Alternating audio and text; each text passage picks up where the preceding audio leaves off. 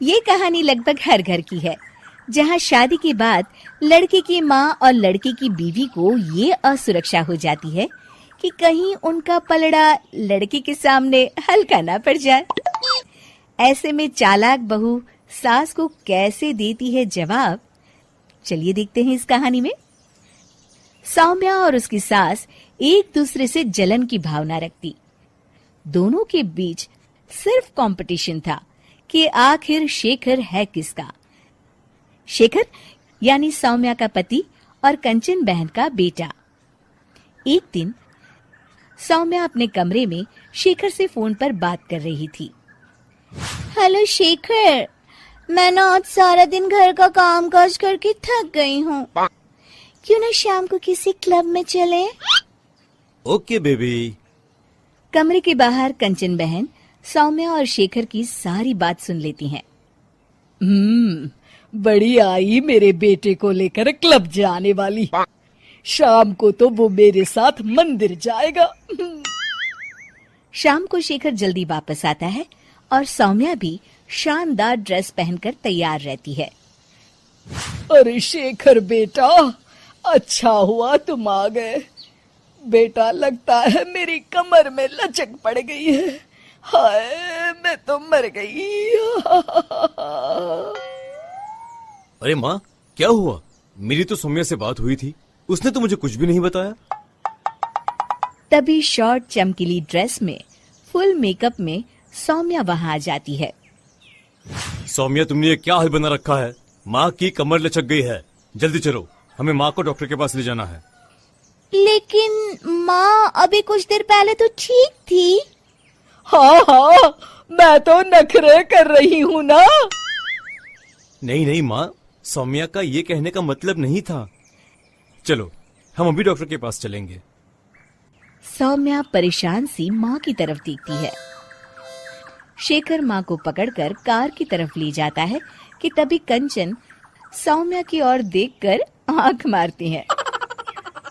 कंचन सौम्या की तरफ शरारती हंसी हंसते हुए कहती है, सौम्या बेटा, जरा खाने में कुछ चटपटा बना लेना।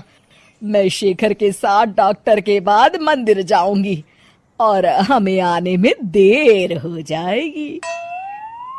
शेखर और कंचन जैसे ही कार में बैठने जाते हैं, सौम्या वहां आ जाती है।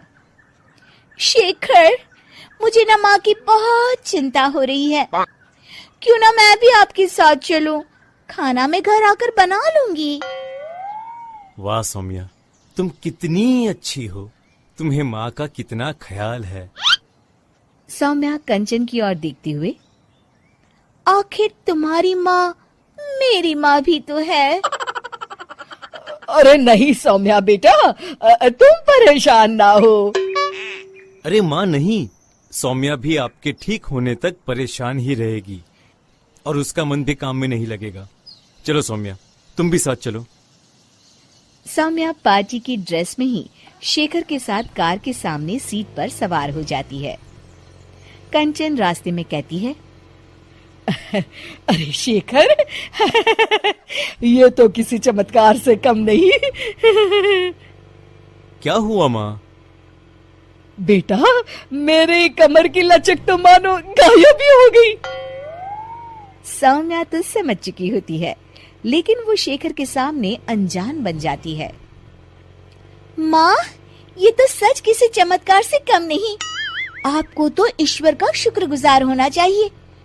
शेखर, चलो हम माँ को सिविल लाइंस के हनुमान मंदिर ले जाते हैं। और देखिए ना, आज मंगलवार भी है। हाँ, क्यों नहीं। लेकिन सौम्या, मैं तो ऑफिस से सीधे यहाँ आ गया हूँ। मैंने तो हाथ मुंह भी नहीं धोए। मैं मंदिर कैसे जाऊंगा? कोई बात नहीं शेखर, मैं और माँ भगवान का शुक्रिया अदा कराएंगी। चलो, अच्छा ही है, ये मेरे साथ रहेगी और मैं मंदिर के भी दर्शन कर लूंगी। रही बात शेखर की, तो अच्छा ही है। अगर वो मेरे साथ नहीं तो इस सौम्या की बच्ची के साथ भी नहीं रहेगा। मंदिर के बाहर काफी भीड़ देखकर कंचन और भी खुश हो जाती है। दर्शन करने में कम से कम 2-3 घंटे तो लग ही जाएंगे। माँ, यहाँ पर तो काफी भीड़ है, यहाँ काफी वक्त लगेगा। चलो यहाँ कल आ जाएंगे। नहीं बेटा, मैं यहाँ से हनुमान जी का शुक्रिया अदा किए बिना नहीं जाऊंगी। वैसे भी मेरा आज सारा दिन का उपवास है, दर्शन करके ही मैं कुछ खाऊंगी बेटा। ये कहकर कंचन कार से उतर जाती है और सौम्या से कहती है, चलो सौम्या, दर्शन कर आए। माँ, मैं तो आपको बताना ही भूल गई, मैं ऐसे कपड़ों में मंदिर कैसे जा सकती हूँ? अरे सौम्या, मैंने तो ध्यान ही नहीं दिया। ये कपड़े तो काफी छोटे हैं, मंदिर में पहनकर जाना ठीक नहीं रहेगा। और बिना दर्शन किए माँ कुछ खाएगी नहीं। अब क्या करें? अरे करना क्या है, माँ दर्शन कर ले, हम यही कार में माँ का इंतजार करेंगे। माँ, आप मंदिर में दर्शन करें, तब तक मैं और सौम्या पास के होटल से कुछ खाकर आते हैं। और हाँ, आपके लिए भी पैक करवा लेंगे।